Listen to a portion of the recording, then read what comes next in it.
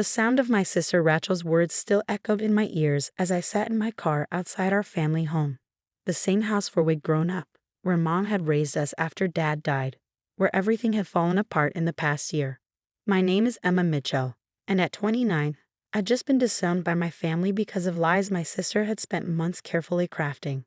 The irony was, I had proof that would destroy her carefully constructed narrative. I just wasn't ready to use it yet. The USB drive felt heavy in my jacket pocket, Mom's final gift to me, given in secret during one of her last lucid moments in the hospital. Not yet, Emmy, she'd whispered, her voice weak but her eyes sharp. Wait until you really need it. You'll know when. That was 3 weeks ago. Now Mom was gone, buried just yesterday, and Rachel had finally succeeded in what she'd been working toward for months, turning our entire family against me. I started the car, catching a glimpse of Rachel watching from the living room window. She'd always been the perfect daughter, the one who'd stayed in our hometown, married well, given Mom grandchildren. Meanwhile, I'd moved to New York, built a career in investigative journalism, lived life on my own terms. It hadn't been a problem until Mom got sick. Pancreatic cancer, aggressive, terminal from the start. I'd flown home immediately, ready to help however I could. But Rachel had other plans. Mom needs stability right now, she'd said, her voice dripping with false concern. Your busy life in New York, your unpredictable schedule, it's too disruptive. I'll handle her care. And so it began. Every time I tried to visit, Rachel told me Mom was too tired. When I called, Mom was always sleeping or in too much pain to talk. Slowly, surely, Rachel began spinning her web of lies. She told our aunts I was too busy with my career to care about Mom. Told our cousins I refused to help with medical bills. Told our family friends I'd abandoned Mom when she needed me most. And all the while, she controlled access to Mom so completely that I couldn't defend myself. I pulled away from the curb, memories of the past year flooding back. The desperate attempts to see Mom, the blocked phone calls, the text messages Rachel sent pretending to be Mom. Messages I later learned Mom never knew about. But what Rachel didn't know, what none of them knew, was that I'd spent those months doing what I do best, investigating, documenting, gathering evidence. Mom's nurses had been particularly helpful, especially after they witnessed Rachel's behavior firsthand. Your sister's been intercepting your cards and letters, Maria, Mom's favorite nurse, had told me during one of my few successful hospital visits. Your mom keeps asking why you never write. That was when I'd started keeping records, dates, times, witnesses, every instance of Rachel's interference. I'd even managed to get security camera footage from a hospital showing Rachel throwing away the care packages I sent. The USB drive shifted in my pocket as I turned onto the highway. Mom had given it to me during my last visit, just 2 days before she slipped into the coma that would claim her life. Rachel had been at her kid's soccer game, and I'd finally had a moment alone with Mom. I know what she's been doing, Mom had said, her voice barely a whisper. Maria told me everything, but confronting her now would only make things worse. She'd pressed the small drive into my hand. This is your insurance policy, Emmy. Use it wisely. I hadn't watched it yet. Part of me was afraid of what I'd find, but another part knew Mom was right about timing. Rachel had spent a year building her narrative, the devoted daughter caring for our dying mother while the selfish sister abandoned her family. Dismantling that story would take more than just accusations. My phone buzzed with a text from Maria. You okay? That scene at the house looked pretty intense. I pulled into a coffee shop parking lot to respond. Maria had become my ally throughout this ordeal, keeping me updated on Mom's condition when Rachel blocked my access, making sure Mom knew I was trying to be there. I'm fine, I typed back. Rachel finally did it, convinced everyone I'm the villain in her story. But Mom left me something that might change everything. Maria's response was immediate. The USB drive, she told me about it, said it would show the truth when the time was right. I ordered a coffee and found a quiet corner table. My laptop was in my bag. I could watch it now, finally see what Mom had left me. But her words echoed in my mind. Wait until you really need it. Instead, I pulled out my reporter's notebook. Old habits die hard, and began writing everything down. The scene at the house today, Rachel's accusations, the family's reactions. I learned long ago that details matter, especially when you're dealing with someone who twists the truth. Rachel had been clever. I had to give her that. She'd started small, planting seeds of doubt about my character, my commitment to family. Then, as Mom got sicker, the lies grew bigger. Emma's too busy with her career to help with Mom's care. Emma refuses to contribute to the medical expenses. Emma doesn't even call or visit. Each lie built on the last, creating a picture of a heartless daughter who'd abandoned her dying mother. The fact that I'd been sending money monthly, calling daily, though Rachel usually blocked my calls, and flying home every chance I got, though Rachel usually prevented me from seeing Mom, didn't matter. Perception had become reality. My coffee grew cold as I wrote, documenting every detail of how Rachel had systematically turned our family against me. Aunt Sarah, who'd once been like a second mother to me, now couldn't look me in the eye. Cousin Mike, who'd been my best friend growing up, had blocked my number. Even our childhood neighbors, the Petersons, had turned away when they saw me at the funeral. The ultimate betrayal had come today when Rachel had gathered the family to read a letter she claimed Mom had written before she died. A letter that painted me as a heartless, selfish daughter who cared more about my career than my dying mother. I'd known immediately the letter was fake. The phrasing wasn't Mom's. The sentiments didn't match our last conversation. Even the signature was wrong. But Rachel had timed it perfectly, presenting it when emotions were raw from the funeral, when everyone was looking for someone to blame for their grief. My phone buzzed again. Another text from Maria. Just so you know, that letter Rachel read today. Your mom never wrote anything like that. I was with her those last weeks. The only thing she wrote was a note telling you she was proud of you. I smiled sadly. Maria had been there through everything, watching Rachel's manipulation with growing concern.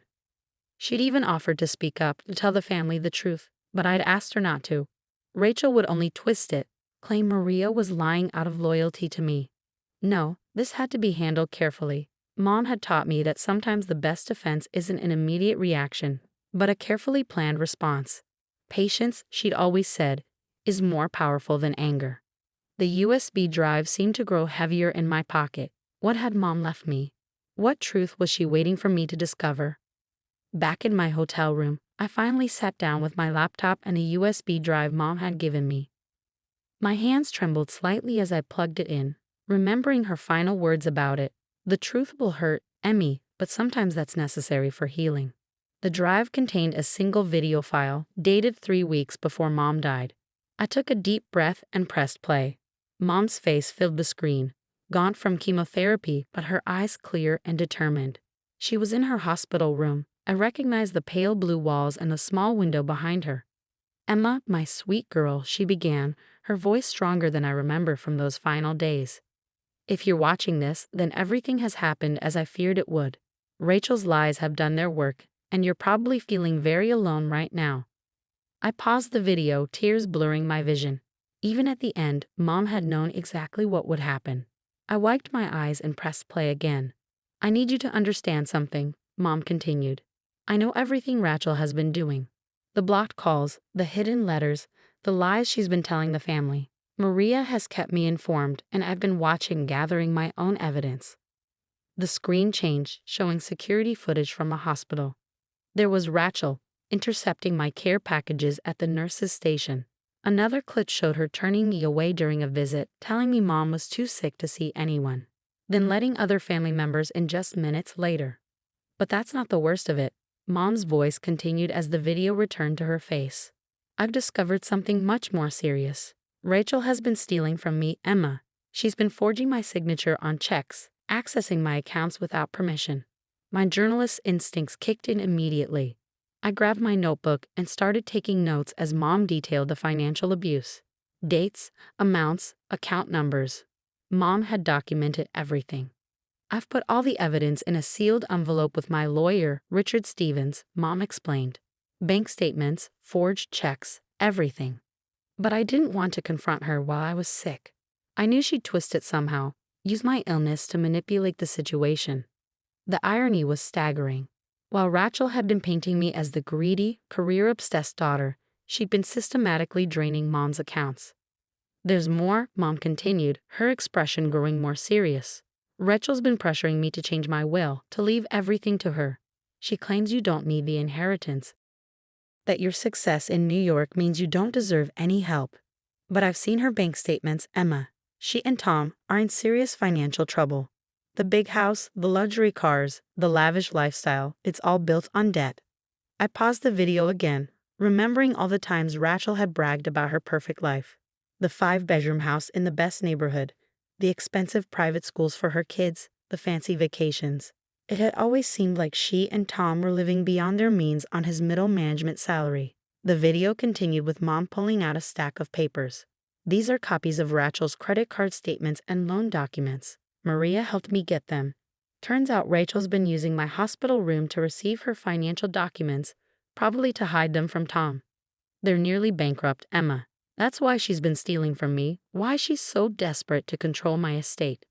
The screen showed close-ups of the documents, credit card statements showing hundreds of thousands in debt, past due notices for their mortgage, collection letters from various creditors. Rachel's perfect life was a house of cards on the verge of collapse. I've left instructions with Richard about how to handle this, Mom said. The evidence of Rachel's theft is there if you need it. But Emma, my brave, compassionate daughter, I'm leaving the decision to you. You can use this information to clear your name, to show the family who Rachel really is. Or you can find another way. Mom's face grew softer, more tired.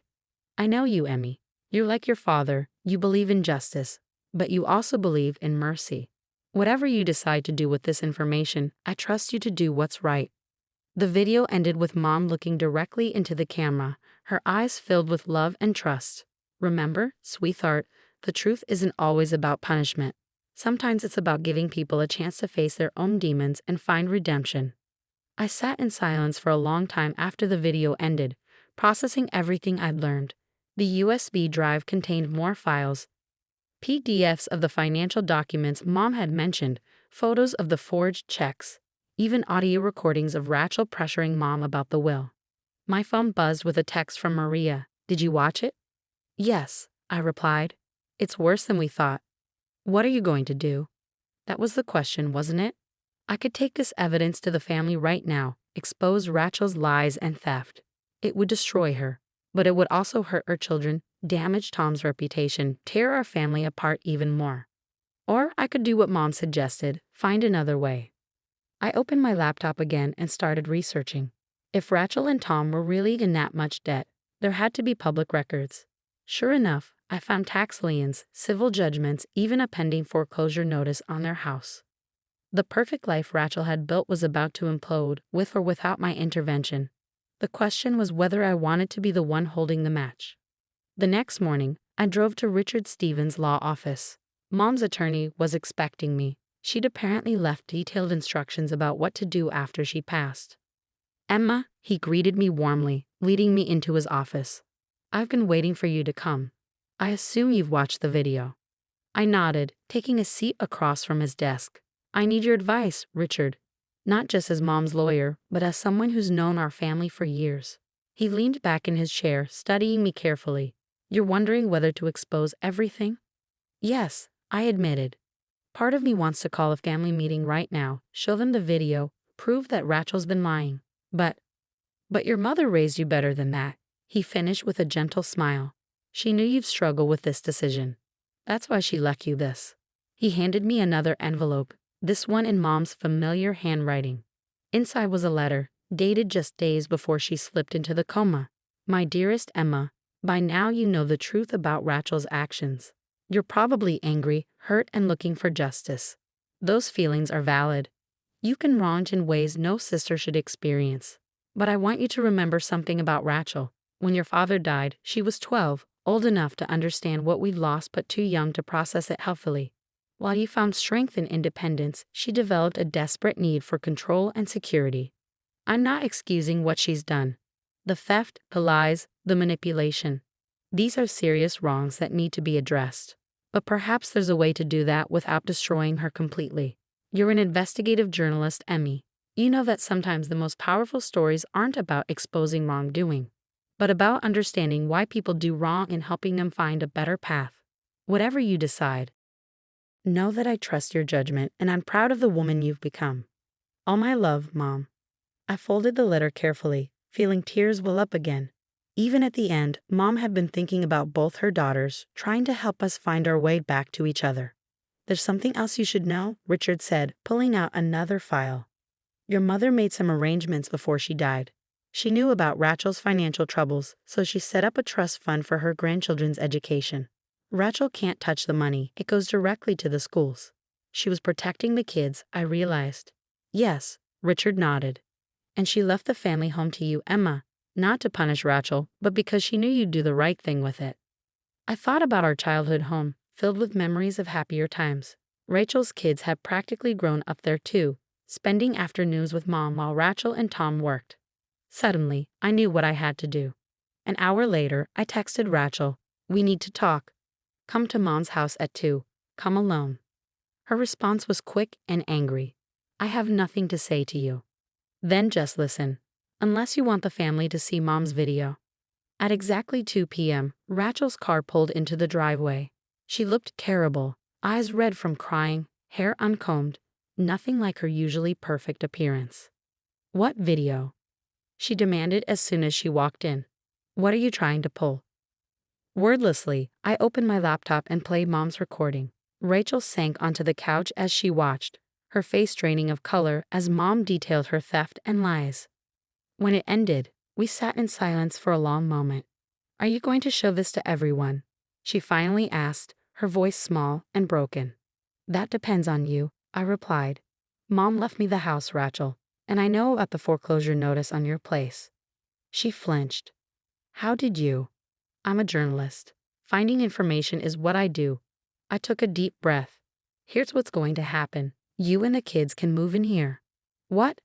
"The house is paid for. The utilities are manageable. You can get back on your feet, work out your debt issues. But there are conditions." Rachel's eyes narrowed. "What conditions?" "First, you come clean to the family about the lies you told about me. All of them. Second, you get professional help, therapy to deal with your control issues and financial counseling to handle the debt. Third, you pay back every penny you stole from Mom's accounts. And if I refuse?" I opened another file on my laptop, the one with all the evidence of her theft. "Then I go to the police with proof of your financial fraud. Your choice." Rachel's facade finally crumbled completely. She buried her face in her hands and began to sob, deep, racking cries that seemed to come from somewhere ancient and wounded. "I didn't mean for it to go this far," she choked out. "The debt just kept growing, and I couldn't tell Tom, and then Mom got sick." "I know," I said quietly. "Mom knew too. That's why she left us a way to fix this." Over the next few hours, we talked, really talked, for the first time in years. Rachel confessed everything. The spiral of debt that had driven her to steal, the fear and jealousy that had fueled her lies about me, the overwhelming pressure of maintaining her perfect facade. 2 days later, we called a family meeting.